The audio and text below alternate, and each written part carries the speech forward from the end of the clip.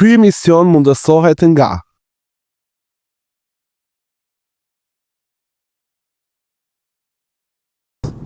Shëndetje doktor. Shëndetje Venar, si e?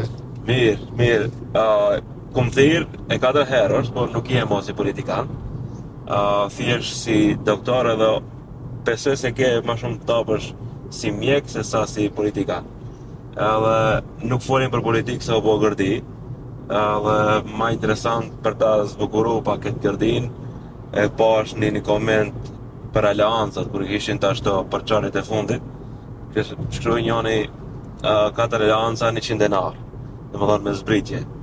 Kjo mu ma jep arsyen që ne të folim krejtësisht jashtë politikës. Po sot është përvjetori i tragjedisë në Koçani, edhe desha të shoh një retrospektiv e joqja si minister, po edhe si mjek i gjithë situatës për një vjet. Mirë, para për aleancën, tem se s'ka plot aleanca, ka vlen, aty janë disa funksionarë që kanë qenë ish antar të aleancës, dhe ka një fraksion që është i zotërisë Selës edhe aleanca për shqiptarët, ku ka e cila ka 3 deputet, 2 komuna dhe tash për momentin 44 këshilltar komunal. Në gjithë territorin e Maqedonisë. Që i ka vullat, e ka zyrën, e ka organizimin partijak shumë më të mirë se shumica e partive që janë në vlen. Po them gjithë së bashku, po si më shumë se shumica e atyre që janë pjesë përbërës. Me kaq besoj e krym pjesën politike. 4 aleanca 100 denar. Sot në mëngjes shifsha organizohet një konferencë ndërkombëtare për rastin e Koçanit. E pash aty kryeministrin, ministrin e shëndetësisë, drejtorin e fondit. Vje shumë keq në Maqedoni, sepse 16 marsi dhe 10 ditët e ardhshëm deri 26 marsin, i vetmi institucion që ka shkëlqyer ka qenë shëndetësia. Jo për shkak meje, po për shkak komplet e ekipit që e kemi udhëheq krizën. Dhe kjo ka qenë bindja jo e jona, po e opinionit në përgjithësi, po edhe të anketave që i mirënim si qeveri. Bile shpesh edhe kryeministri në atë kohë thoshte se mos ishte shëndetësia, ekzistonte rrezik që edhe qeveria tronditet prej kësaj fatkeqësie. Ne arritëm që 49 vdekur kishte 16 mars, dhe mos ketë asnjë vdekur 2 javët e ardhshme, dhe fatkeqësisht deri sot,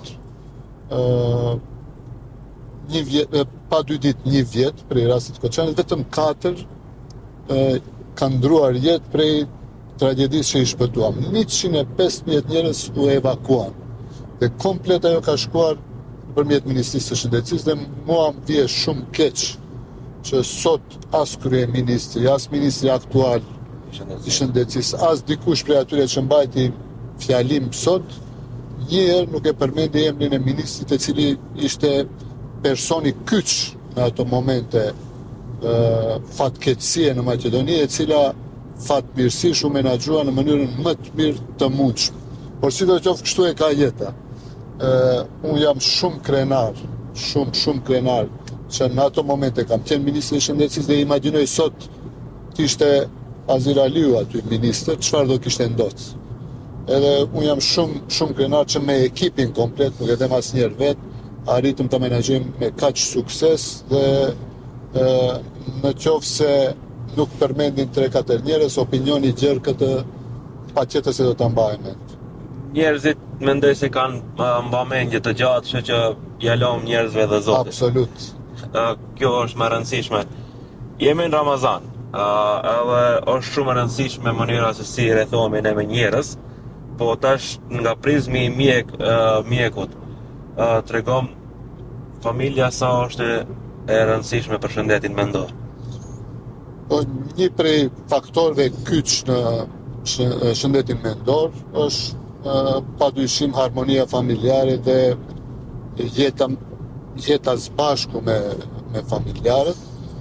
Normal, periudha e Ramazanit, po edhe festa e Bajramit janë periudha kur ne kryesisht e kalojmë me familjarët, pjesën më të madhe të ditës, sepse edhe ashtu nuk mund të dalish në qytet sepse jemi me agjerime dhe i kalojmë me familjarët tonë edhe iftari edhe të gjitha këto ritualet fetare që i kemi mbas iftarit dhe kjo ndikon shumë pozitivisht.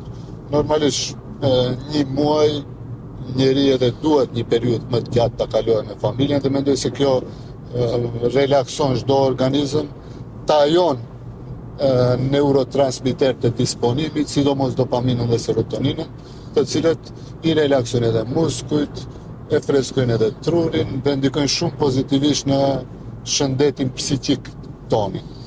Shumë mirë. Dhe është e familja, prindin e ketë vdekur, një si unë, babën e ketë vdekur, Zoti ja boft mirë atje të gjithëve të prindërve tonë. Amin. Edhe mendoj se ke babën para. Çka është gjëja e parë që të t'i thysh? Me prindin tim, normalisht, çdo kush prindin e vete ka me një farë mënyre një lloj idhulli. Dhe unë e kam pas shumë të afërt këshillat kryesore në jetë, gjatë vendimeve më të rëndësishme në jetën time, i kemi marrë së bashku. Ndonjëherë kemi pas edhe mos marrëveshje për një vendim të cilin duhet ta marrim si familje. Okay. Shumicën e vendimeve i kemi marrë si familje, po edhe për hyrjen time në politik, po edhe për zgjedhjen e profesionit, po edhe për zgjedhjen e punës, po edhe punë tjera familjare. Në shumicën e rasteve kemi pas mendime identike, por edhe kur jemi pajtu, jemi munduar që t'i argumentojmë njëri tjetrit fakti kujt është më relevancë, më i fuqishëm edhe cilin vendim e marrim së bashku. Edhe baba im ka qenë shumë tolerant edhe shumë i kuptueshëm dhe ditët e fundit të jetës së tij në klinikën e infektologjisë në Shkup, pasi vdiq shndroi jetë prej Covidit,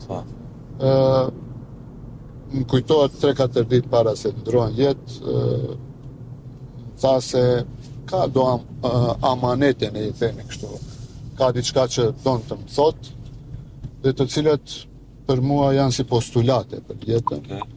Janë 5-6 fjali, të cilët mendoj se nuk është për t'i ndajt me publikun, po janë do këshilla shumë të rëndësishme që më kanë shërbyer këtë periudhë dhe besoj se jam munduar t'u përmbahem atyre amaneteve të cilët mi ka preferuar dhe unë jam shumë falemnderues që mi dha këto këshilla me një fjalë.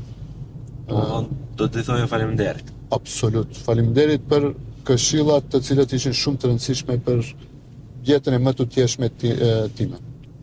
Mirë.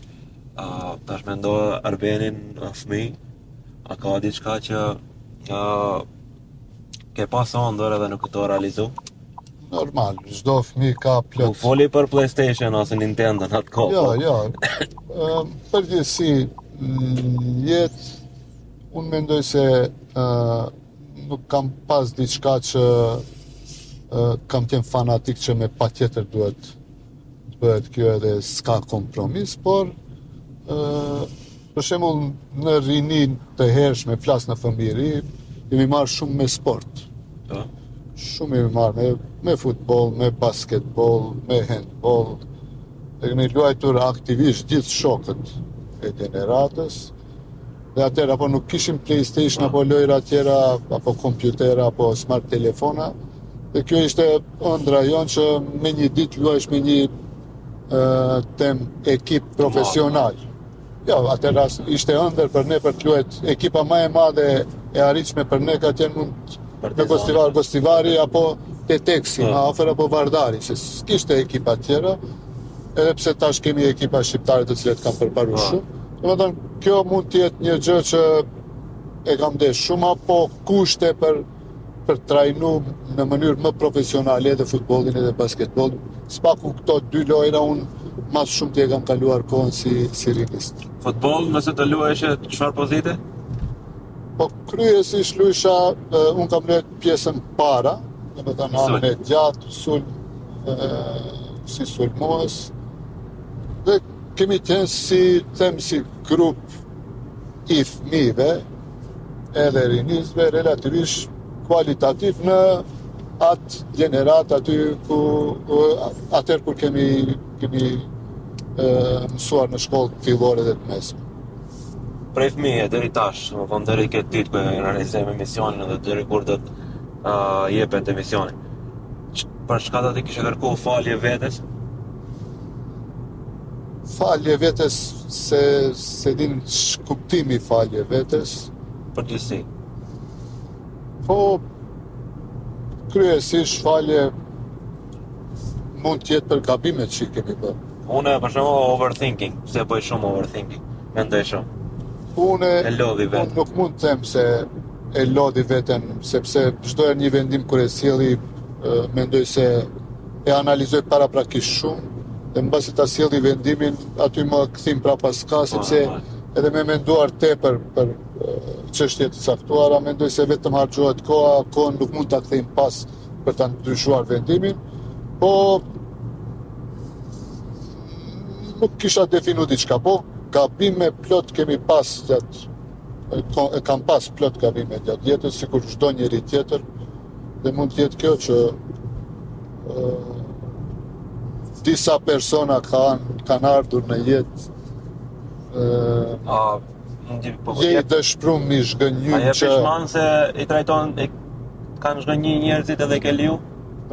jo, qasja ime është përsëri këto që kanë trajtu mos mirësh edhe në momenti që nuk do merre me politikë, përsëri ato persona unë mendoj se përsëri do isha ul me ato edhe do kisha fol për gjitha punët vetëm për t'i bindur se kanë gabuar, sepse besimin e tepërt unë kur besoj te njeriu besoj dhe i besoj pa hile, pa asnjë farë prapavije, po kjo nuk ndodh e kundërta edhe te plot njerëz, nuk them te secili, sepse ka edhe plot njerëz të cilët kanë kthyer me empati, me Kjo është një si ti nuk e ha Luhanin ama mos prit që ai mos të haje.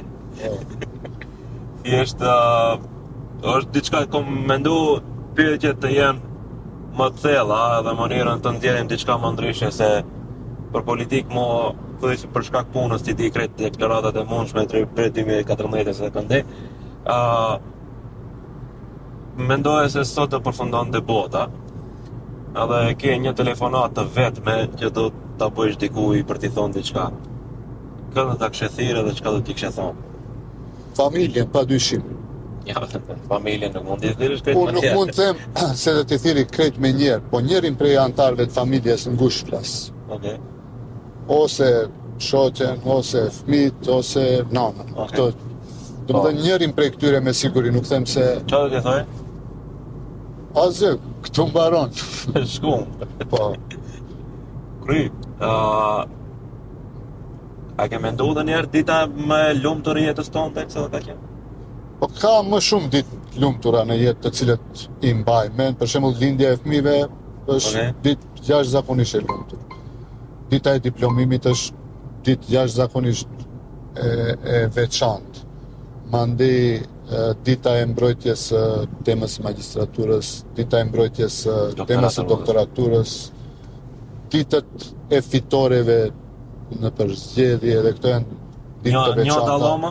Po, fitoria e 2017 në Komunën e Gosivarit është e veçantë për shembull në karrierën time politike. Okej.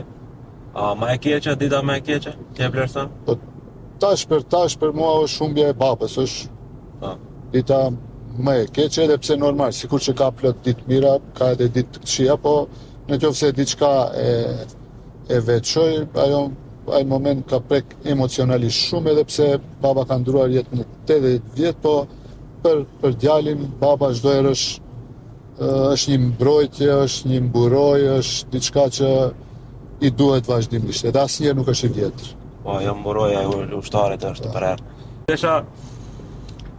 Tash është diçka tjetër që lidhet me mënyrën se si doktori e sheh biznesin.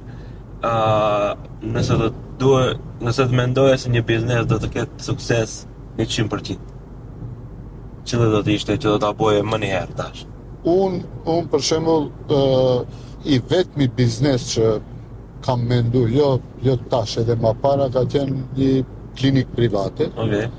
Por fatkeqësisht asnjëherë se mora guximin që ta filloj, sepse edhe pse kemi biseduar në familje, veç djem agje që jemi, brezi par jemi 4-5 mjek.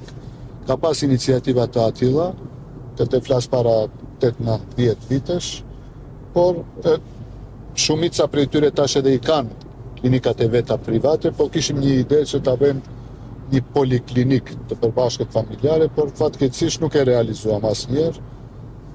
Tashmë në moshën 53, gati se ka fundi i 53 viteve, mendoj se për të filluar biznes vetë nuk jam i interesuar, po për të punuar dikund plus edhe privatisht, e më të t'jem mund edhe vetëm privatisht, edhe atë opcion jam duke menduar. Normalisht çdo herë them si profesionist, si mjek. Po, patjetër. Si politikan privatisht Spunohet. Okej. Tash duhet të zgjedhim mes 3 figurave kombëtare, edhe kjo thjesht kur e pyeta ChatGPT-n për profilin tonë mi dha Skënderbeu, Nën Terezën dhe Ferit Muratin. Ma bon, nuk do jesh lokalist, nuk do ta zgjedhësh Ferit Muratin veç se është prej Gostivarit, po do të më japësh edhe një elaborim pse e zgjedh njërin prej tyre. Cilin e zgjedh si hero kombëtar, përveç se ai zyrtarisht është në Skënderbeu normalisht. Si shqiptar, Po si shqiptar. pa dyshim e zgjedh Skënderbeun, Okay. ka pik dyshimi. Si profesionist e zgjedh Ferit Muratin pa dyshim, dhe si njerëz që i trajtojmë dhe janë shumë të rëndësishme vlerat morale dhe etike, pa dyshim Nën Terezë. Kështu që të 3 figurat na bëjnë krenar të gjithëve si shqiptar, Okay. figura historike, jo vetëm historike të rëndësishme, jo vetëm për shqiptarët, po edhe për njerëzimin, mund të them, sepse këto të gjithë kanë bërë vepra të cilët kanë qenë të rëndësishme në periudat kur kanë jetuar, jo vetëm për shqiptarët dhe për Shqipërinë, po për tërë botën. Kështu që më rrallë popuj në Ballkan kanë 2 nobelista dhe shqiptarët në përgjithësi të Maqedonisë, jo prej trojeve tjera, Okay. i kemi 2 nobelista shqiptarë, të 2 janë, njëra është prej Shkupi dhe tjetra babai i Ferit Muratit ka lindur në Llakavic të Gostivarit, kurse Ferit Murati ka lindur në Amerikë. Ferit Muratit kishte qenë këtu, ne kemi pas një fore shumë më herët, 2017-ën, për Ferit Muratin, kur ta kom tregu këtë që shumë, maksimum të Maqedoni drejtori i spitalit, dhe emrosh. Drejtori i spitalit Gostivarit. Po, e me emrin e vet. Po. Këtu nuk i Por vlerësojnë. perendimi din t'i shfrytëzon kapacitetet intelektuale, t'i shfrytëzon. Dhe i jep kushtet edhe Po, ja pa Ferit pse. Murati, po, ka bërë zbulime të cilet kanë qenë të jashtëzakonshme dhe për të cilet është përblyer me çmimin Nobel. A ke mendu vdekjen ndonjëherë? Normal, duhet çdo herë, çdo kush prej nesh ta mendojmë vdekjen, sepse ajo sa që mendojmë se është larg, edhe mund të jetë shumë afër. Kështu që duhet jemi të përgatitur çdo kush prej nesh se në çdo moment mund të na vijë vdekja dhe ky është proces shumë i natyrshëm. A ke marrë vesh si informacion dhe ato burrat e Rrogovës që e kanë qefinin vendosur mbi kokë? Ato e kanë prej të ditës të mendojnë vdekjen çdo herë. Jo që e mendoj çdo herë, por natyrisht si çdo njeriu tjetër edhe mua her pas here na shkon në mendje se një ditë do të vijë ai momenti dhe ky është proces fiziologjik dhe normal dhe i natyrshëm dhe duhet ta pranojmë shumë normal. A është normale me mjeksi frika nga vdekja? Tash nuk mund të flas për gjithë mjekët. Unë mendoj se mjekët më shumë se çdo kush tjetër e kupton vdekjen dhe më lehtë se çdo kush tjetër e pranon vdekjen, sepse ne përditshmërisht në profesionin që ushtrojmë, mos them çdo ditë, a dikund edhe çdo ditë përballemi me këtë proces të ndrimit të jetës apo vdekjes. Jo, unë e mendova, do thonë unë nëse kam frikë prej vdekjes, a është normale, a e shpjegon mjekësia si normal? S'ka njeri që nuk frikohet prej smundjes dhe prej vdekjes. Nuk ekziston njeri. Dikush më pak, dikush më shumë. Okay. Kështu që kjo është shumë normale që çdo njeri të ketë frikë, edhe prej smundjes edhe prej vdekjes. Por kur teprohet ajo, më kalon në probleme dismorfike apo diçka që është patologjike dhe duhet shërohet. Kush mendon se te vari yt do rije ma vonë? Te vari i kujt? Te vari yt, kur të varosin atë ditë. Po, Ma në fund, do më thonë, ndahen krejt njerëzit prej varimit edhe vinë në fund është e njohur. po përveç fëmijëve dhe gruas dhe nanës, motrës normalisht, besoj dikush tjetër. Nën kryetari i partisë. Ja. Kush do të qoftë atëherë?